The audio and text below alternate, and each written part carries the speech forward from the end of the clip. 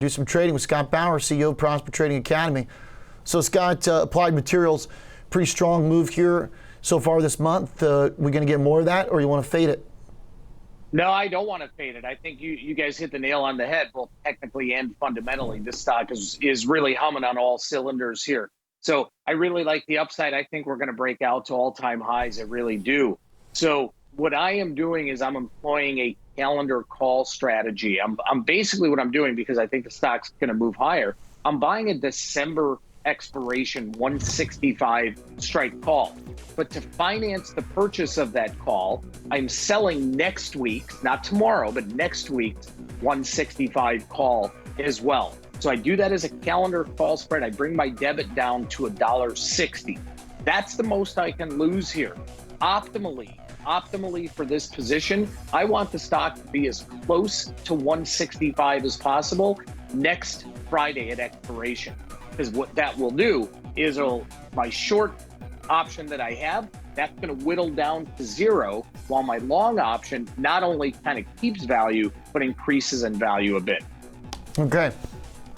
The 165 call in December, and then selling the November behind it. So Scott, you think about this as a trade that you wait out, that you're going to be likely holding this through the duration?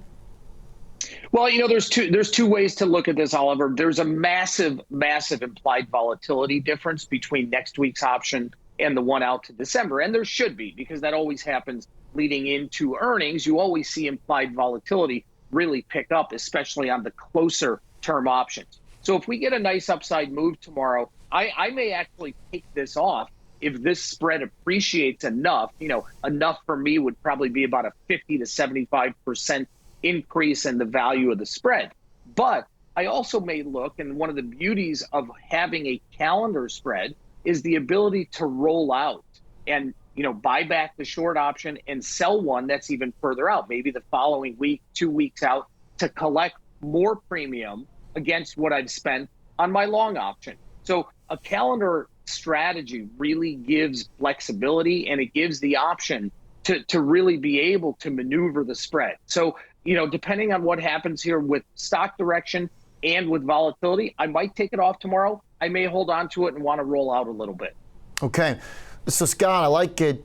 Pretty interesting way to approach this, with an open mind, not trying to specifically pinpoint to where it's going to go. I mean, obviously the trade has the apex pretty specifically, but you can still make money in a pretty wide range there.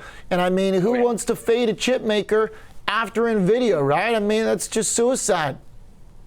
You know what? It's like I said, you guys were talking about this. It's hitting on all cylinders. If the stock were to drop here, okay, just below here, when I say just below, I'm talking about 146 to 147 area. That's a pretty big buy area there. So if the stock were to fall there, I think there's going to be lots of support, lots of buyers coming into the marketplace there. So, if we get some number here where we see a little bit of sell-off, I think it can pop back pretty quickly. Okay. Hey, Scott, overall, when you look at stocks churning just below the highs, NVIDIA up 10%. Should we be looking for a record here in the NASDAQ? I mean, we're just so close, but having a little bit of trouble following through this morning. Yeah, it'll get there. I think there's just so much overriding news out there across the economy and the commodity space that investors and traders, quite frankly, are just a bit hesitant right now. But to me, the definite direction, there's still a lot of tailwinds behind the marketplace, and that direction is still to the upside. I got one more for you, Scott. Well, we got you. Yesterday, a few days ago, there you go. Say it again.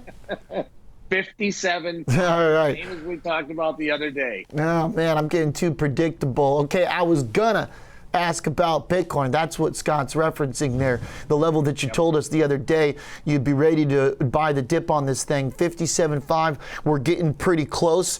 And Scott, what kind of trade makes sense for BTC when you're trying to buy a dip in a fading market? Do you hedge it? Do you keep a little bit of money